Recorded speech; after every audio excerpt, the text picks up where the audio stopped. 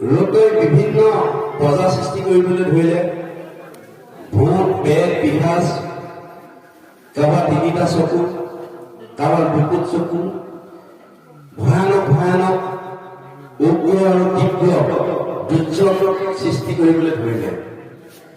গোটেই ব্ৰহ্মাণ্ডখন তাৰ সৃষ্টি হ'ল। তেতিয়া ব্ৰহ্মাই ভাবিলে যে ৰুদ্ৰই যিখিনি সৃষ্টি কৰিছে এই প্ৰজাখিনিৰ পৰা গোটেই ব্ৰহ্মাণ্ডখন যে ধ্বংস হ'ব এই বুলি জানি তেওঁ মৰমসনা মাতেৰে মাতি আনিলে, ক'লে, হে বোপা, তুমি যিবিলাক প্ৰজা সৃষ্টি কৰিলা সেই প্ৰজাবিলাকৰ পৰা বিশ্ব ব্ৰহ্মাণ্ডখন ধ্বংস হ'ব যেন লাগিছে। গতিকে তুমি সৃষ্টি কৰ্ম কৰিবলৈ বাদ দিয়া, তুমি ঈশ্বৰক ভক্তি কৰা, ঈশ্বৰৰ নাম লোৱা। যেতিয়া তোমাৰ সৎ জ্ঞান জন্ম হ'ব তেতিয়া তুমি সৎ সন্তান জন্ম লাভ কৰিব পাৰিবা। ইয়াত সন্তান তত্বৰ কথাই আহিছে বাৰু, কিন্তু কেইবাটাও দিশ আছে।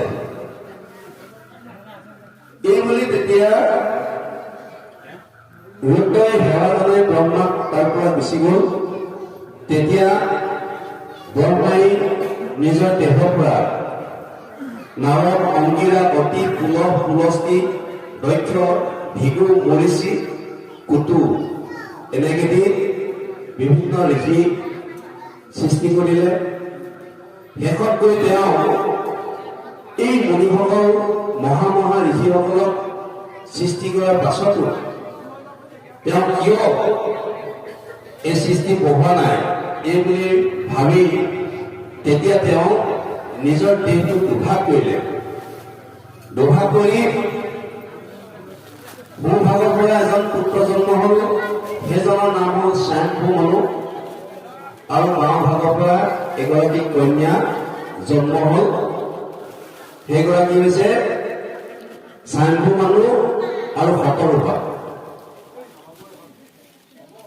তেওঁলোক দুজনকে সৃষ্টি কৰ্ম কৰিবলৈ ক'লে ব্ৰহ্মাই।